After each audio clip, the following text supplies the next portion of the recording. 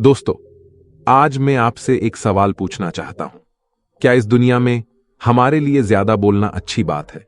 कहीं ना कहीं ज्यादातर लोग इसी वजह से ज्यादा बोलते हैं, क्योंकि वो दूसरों के सामने अपने आप को अच्छा दिखाना चाहते हैं, दूसरों के सामने खुद को साबित करना चाहते हैं। तो इस सवाल का जवाब हम एक कहानी के माध्यम से समझेंगे। एक समय की बात है जब एक आश्रम में बौद्ध गुरु और उनके शिष्य रहते थे। उन सभी बच्चों में एक बच्चा थोड़ा अलग था। आश्रम के सभी बच्चे जब दूसरे कामों में लगे होते थे तो वो बच्चा एक कोने में बैठकर चुपचाप अपने आप में खोया रहता था। वो अक्सर किसी से ज्यादा बात नहीं करता था। आश्रम की सभी जिम्मेदारियां पूरी करने के बाद जब सभी बच्चे पूरे दिन की घटनाओं के बारे में बातें करने लगते हैं, तब वो शांत रहने वाला बच्चा एक बरगद के पेड़ के नीचे बैठकर ध्यान करने लगता। सभी बच्चों को देखकर आश्चर्य होता था, क्योंकि उसका कोई दोस्त नहीं था। वो अक्सर आश्रम में अकेला ही घूमता रहता था। ये देखकर उसके गुरु को बड़ी खुशी होती थी। उसे लगता था कि कोई तो है आश्रम में जो मौन यानी कि चुप रहने की ताकत को समझता है, उसके महत्व को समझता है। आश्रम के बारे में जब भी कोई जरूरी निर्णय लेना होता था तो उसकी राय जरूर लिया करते थे। लेकिन यही बात गुरुजी के एक दूसरे शिष्य को बड़ी खटकती थी, क्योंकि वो गुरुजी का प्रिय शिष्य बनना चाहता था। इसीलिए वो गुरुजी के सामने दूसरे बच्चों के कामों में कुछ न कुछ कमियां निकालता रहता था, जिसकी वजह से गुरुजी उसे महान समझने लग जाए। अक्सर वो अपनी जिम्मेदारियां पूरी तरह से निभाने का दिखावा भी करता था, चाहे उससे कोई सलाह ना भी मांगे, लेकिन फिर भी वो उन्हें अपनी सलाह देता रहता था। वो बहुत ही बातूनी शिष्य था और आश्रम के दूसरे सभी बच्चों में बहुत प्रसिद्ध भी था, क्योंकि वो सबसे हंसी मजाक करता रहता था, उनसे दिन भर बातें करता रहता था। इसीलिए उसकी सबसे दोस्ती हो गई थी। लेकिन जब आश्रम के गुरु उसकी राय ना लेकर दूसरे बच्चे की राय लेते थे तो ये बात उसे बड़ी खटकती थी। उसे ये लगता था कि वो उस दूसरे बच्चे से ज्यादा बुद्धिमान है, लेकिन गुरुजी फिर भी उस कम बोलने वाले शिष्य की तरफदारी करते हैं। ऐसा नहीं था कि गुरुजी को बातूनी शिष्य के स्वभाव के बारे में पता नहीं था, लेकिन गुरुजी उसे अपने तरीके से सीख देना चाहते थे, ताकि उसकी ज्यादा बोलने की आदत, दिखावा करने की आदत, दूसरों में कमियां निकालने की आदत हमेशा हमेशा के लिए खत्म हो जाए और वो मौन रहकर ध्यान की गहराइयों को समझे। असल में हर सच्चे गुरु की यही इच्छा होती है। वो किसी न किसी तरीके से उस बातूनी शिष्य को ये एहसास कराना चाहते थे कि चुप रहने से ही वो असीम सत्य को जान सकता है। उस विराट का एहसास चुप होकर ही किया जा सकता है। एक दिन गुरुजी को एक तरीका सूझा। उन्होंने आश्रम के सभी बच्चों को अपने पास बुलाया और कहा कि मैं तुम सभी को दो दो हिस्सों में बांटकर अलग अलग गांवों में भिक्षा मांगने के लिए भेज रहा हूं, और जो भी दो बच्चे सबसे ज्यादा भिक्षा मांगकर लाएंगे, उन दोनों को आश्रम की सभी जिम्मेदारियां निभाने का मौका दिया जाएगा। अपनी बात को जारी रखते हुए गुरुजी ने बताया कि भिक्षा मांगने से हमारा अहंकार भी खत्म होता है। इसीलिए हर शिष्य पूरे मन से भिक्षा मांगे। कोई भी इस काम को सिर्फ दिखावा करने के लिए ना करे, वरना वो अपने जीवन का बहुत बड़ा ज्ञान पाने का मौका खो देगा। आश्रम के गुरुजी ने जानबूझकर बातूनी शिष्य और चुप रहने वाले शिष्य की जोड़ी बना दी। बातूनी शिष्य के मन में सिर्फ एक ही बात चल रही थी कि इस बार उसे मौका मिला है और इस बार वो गुरुजी को दिखा देगा कि वो चुप रहने वाले शिष्य से कितना ज्यादा बेहतर है। दोनों शिष्यों ने आपस में अपनी सहमति से निर्णय लिया कि दोनों गांव के अलग अलग जगह से भिक्षा मांगना शुरू करेंगे, ताकि भिक्षा मांगने का काम जल्दी खत्म किया जा सके। चुप रहने वाला शिष्य हर द्वार पर जाकर अपने हाथ जोड़कर अपना भिक्षा का पात्र उनके सामने कर देता। उसके चेहरे पर एक सादगी और उसकी आंखों में एक एकांत होता था, जिससे भिक्षा देने वाले उसे भिक्षा देकर अपने आप को संतुष्ट समझते थे। वहीं पर दूसरा बातूनी शिष्य हर द्वार पर जाकर उनको कुछ ना कुछ ज्ञान देने लगता था, जिसकी वजह से ज्यादातर लोग उसे बिना भिक्षा दिए ही लौटा देते थे। पूरे गांव में भिक्षा मांगकर जब दोनों गांव के बीच में मिले तो बातूनी शिष्य ने देखा कि चुप रहने वाले शिष्य के पास उससे दुगुनी भिक्षा थी। ये देखकर उसे मन ही मन में बहुत ठेस पहुंचा। लेकिन जब वो दोनों भिक्षा का सामान लेकर आश्रम की तरफ जा रहे थे, तब बातूनी शिष्य को एक चालाकी सूझी।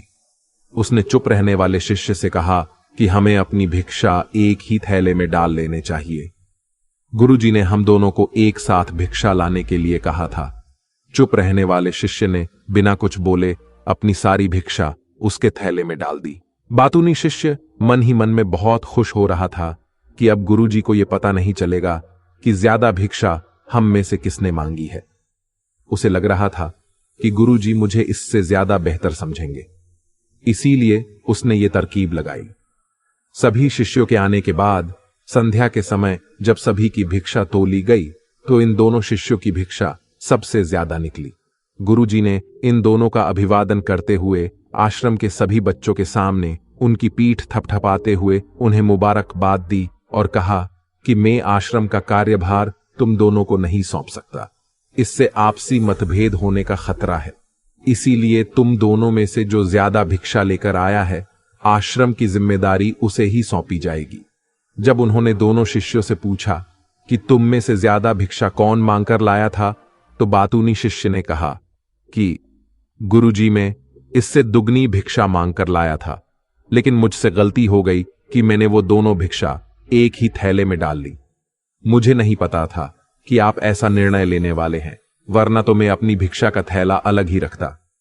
इस पर गुरुजी ने चुप रहने वाले शिष्य से पूछा कि क्या तुम इसकी बात से सहमत हो? क्या तुम इससे कम भिक्षा लेकर आए थे? यह सुनकर चुप रहने वाले शिष्य ने कहा कि गुरुजी, मेरे पास ऐसा कोई भी साधन नहीं है जिससे मैं यह साबित कर पाऊं कि मैं इससे ज्यादा भिक्षा लेकर आया था। असल में यह उल्टा बोल रहा है। दुगनी भिक्षा में लेकर आया था, ये मुझसे आधी भिक्षा लेकर आया था और इसी ने ही मुझसे भिक्षा एक थैले में डालने की बात कही थी।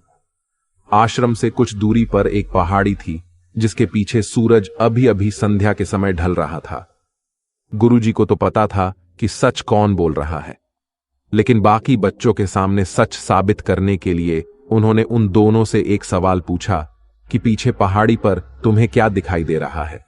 यह सुनकर वो चालाक शिष्य झट से बोल पड़ा कि गुरुजी, पहाड़ी के पीछे सूरज अपना रंग बिखेर रहा है, आसमान में लालिमा छाई हुई है, यह बहुत ही सुंदर दृश्य है।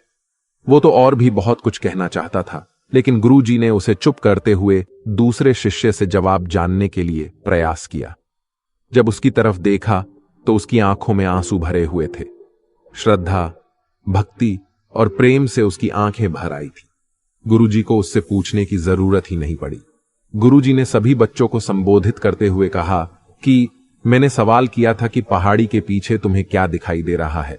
ज्यादातर लोगों को यही दिखाई देगा कि एक बहुत सुंदर दृश्य है, लेकिन मजे की बात यह है कि सुंदरता बोलकर ही नहीं बताई जा सकती, उसे महसूस भी किया जा सकता है और सामने वाला उस सुंदरता को आपकी आंखों में देख पाता है। चुप रहने वाले शिष्य की तरफ इशारा करते हुए गुरुजी ने कहा कि असल में सुंदरता इसी बच्चे ने देखी है।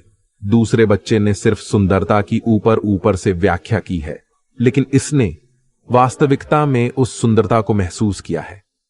अपने आप को ऊंचा दिखाने की सभी कोशिशें नाकाम होती देख वो चालाक शिष्य वहीं पर फूट फूट कर रोने लगा।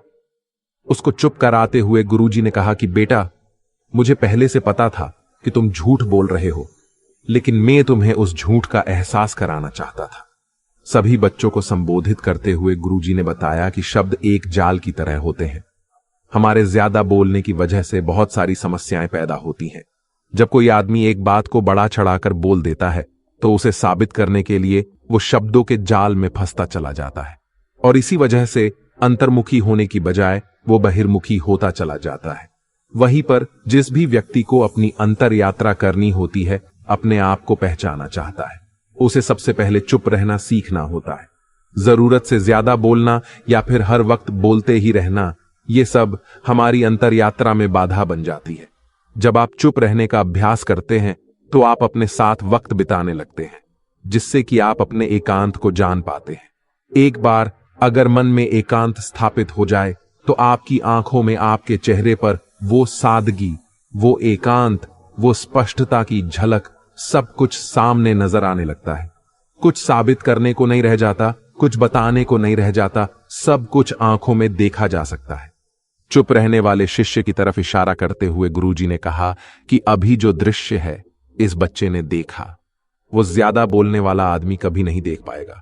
वो अपनी बुद्धि से तर्क वितर्क करता रहेगा कि उसे क्या क्या दिखाई दे रहा है, लेकिन उसमें से वो महसूस कुछ भी नहीं कर पाएगा। उसे दिखाई दे जाएंगे तो सिर्फ पहाड़, सूरज या फिर उसकी लालिमा, लेकिन उस सुंदरता को, उस विराट को, उस अद्वैत को वो कभी नहीं देख पाएगा। अगर चुप रहने की कला सीखनी है तो तुम्हें सबसे पहले एक बात ध्यान रखनी होगी कि तुम्हें किसी को भी बिना वजह खुश करने की कोशिश नहीं करनी है।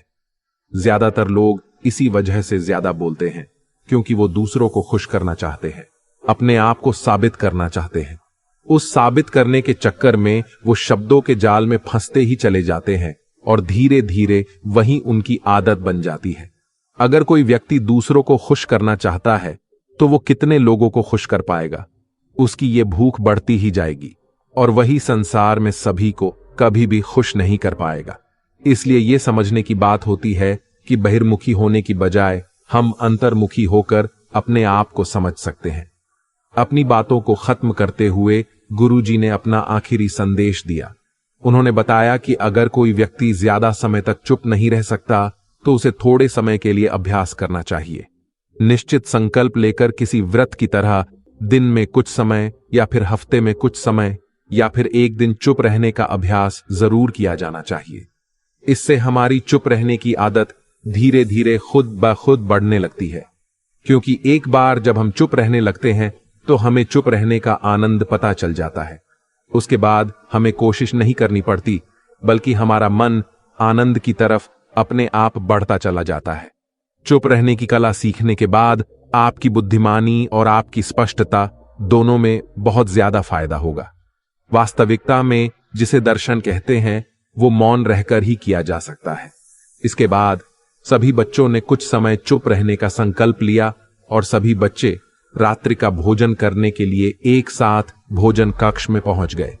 तो दोस्तों, मेरा मोटिव यही समझाने का था कि कैसे हम हर चीज को सिर्फ देखते हैं, लेकिन अगर उसे महसूस करना सीख गए तो जिंदगी जीने में बहुत मजा आएगा। तो बस, अगर आपको कुछ भी सीखने को मिला हो तो वीडियो को लाइक कर दीजिए और चैनल को सब्सक्राइब कर दीजिए। धन्यवाद।